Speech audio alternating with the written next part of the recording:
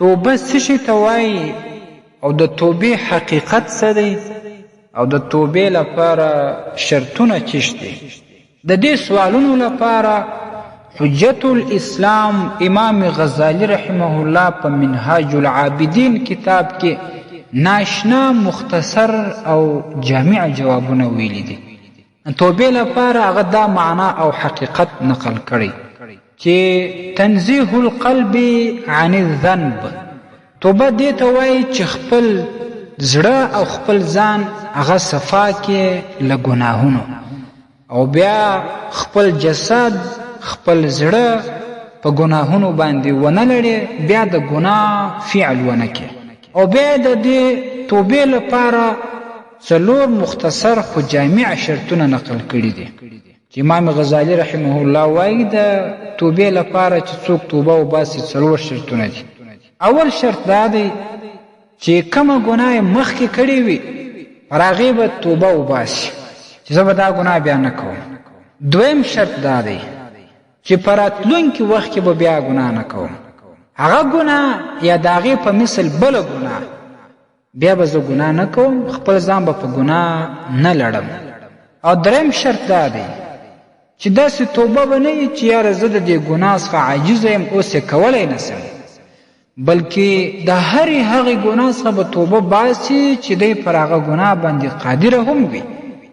مثلا یو ځای ته پر دروغ ویلو باندې قادره یې چې ته دروغ ووایې، قدرت ور باندې لرې، خو لیکن هغه دروغ ویل پرېږده. دا شان پر غیبت کولو باندې ستا قدرت ستا، دا شان د یو چا څخه انتقام اخیستل ستا په قدرت کې ستا. دغسې نور ګناهونه راواخه، ته قدرت لرې چې ته غلا وکړې، ته قدرت لرې چې ته زنا وکړې، نعوذ بالله. خو پر قدرت سربیره هغه ګناه پرېښول، پر هغه باندې توبه ایستل، نو دغه صحیح شرط د توبې دپاره بلل کېږي. اوس یو ګناه ده، مثلا زه پر زنا باندې قدرت نه لرم او زه وایم چې دې څخه زما توبه ده، دا دومره اهمیت نه لري. د داسې ګناه څخه باید انسان توبه وباسي چې پر هغه ګناه باندې قدرت هم وي، طاقت یې هم وي چې دا ګناه کولی سم. او څلورم شرط دا دی چې دا ګناه به د الله رب العالمین د تعظیم او عزت دپاره پرېږدي، چې د الله رب العالمین د لویو په خاطر زه دا ګناه نه کوم، چې الله رب العالمین ما ویني.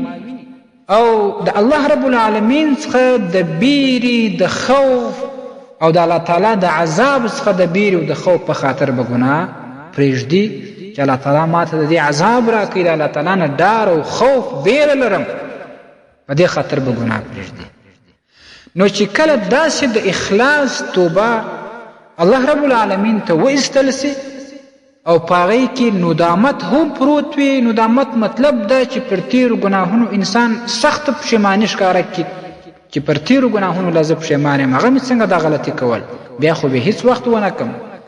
نو په دغسې شرایطو چې انسان توبه وباسي چې مخکې کم ګناهونه کړي وي او هغه داسې کبیره ګناهونه یې چې هغه د حقوق الله سره تعلق لري، د الله تعالی د حقوقو سره تړلي ګناهونه وي، د الله تعالی حق یې ضایع کړی وي، د الله تعالی د امر مخالفت یې کړی وي، الله رب العالمین په دغسې توبه سره هغه ګناهونه ورته معافوي.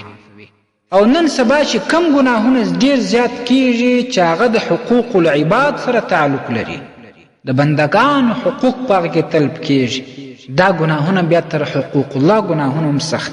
په دې کې بیا دوې معافۍ ته ضرورت سته. یو معافي به ته د هغه انسان نه اخې د کم انسان حق چې تا طلب کړی دی، د کم چا سره تا ظلم کړی دی، کم چا غیبت دی کړی دی، د کم چا حق دی خوړلی دی، او د کم چا مځکه کور جایداد مال وغیره دی غصب کړي دی. نو یو ځل به د هغو نه معافي اخې چې کله هغه تا معاف کړي بیا به الله رب العالمین معافوي. نو دلته تنها په توبه باندې کار نه کیږي، په حقوق العباد کې. نو په دې کې د دوه شانو ضرورت سو، یو دا چې د هغه چا څخه به معافي وغواړې چې د کم چا حق دې طلب کړی، دویم به بیا توبه وباسې، د الله تعالی نه به بیا معافي غواړې، په حقوق العباد کې به بیا تا ته هغه وخت بخښنه او معافي کېږي. نو راځئ ټول پر تیرو ګناهونو باندې توبه وباسو، پښیماني اعلان کو او دا عزم و قصد وکړو چې بیا به هیڅ قسم ګناه نه کوو. او د حقوق العباد چې کم شرطونه دي چې د کم چا حق موږ طلب کړی وي خامخا مو طلب کړی په خپل کورني ژوند کې، دا رقم په دوستانه ژوندون کې او دغسې په ګاونډیتوب همسایتوب کې، دغسې د کلیوالي په شکل باندې او په کاروبار کې وغیره نور ځایونه چې د کم چا حق موږ خوړلی وي تر پښو مو لاندې کړی وي په هره طریقه چې وي دغه څه باید معافي وغواړو او بیا د الله رب العالمین هم دویم وار بخښنه وغواړو. د ټولو ګناهونو به خپل ځان صفا کو او الله رب العالمین ته به ښه صفا او د خوند عبادت کوو. بیا به نو د دغه توبې فایدې دا وي چې الله رب العالمین به انسان ته پر عبادت باندې ښه توفیق ورکوي. او دویمه عظیمه فایده یې دا ده چې بیا به نو الله رب العالمین د دې خپل بنده چې کم چا توبه ایستلې وي د هغه به عبادات قبلوي هم. دا خبره هم امام غزالی رحمه الله په منهاج العابدین کې نقل کړې ده. ستاسې د اسلامي پوښتنو جوابونکی مفتي حکیم الله صابر الحنفي صاحب.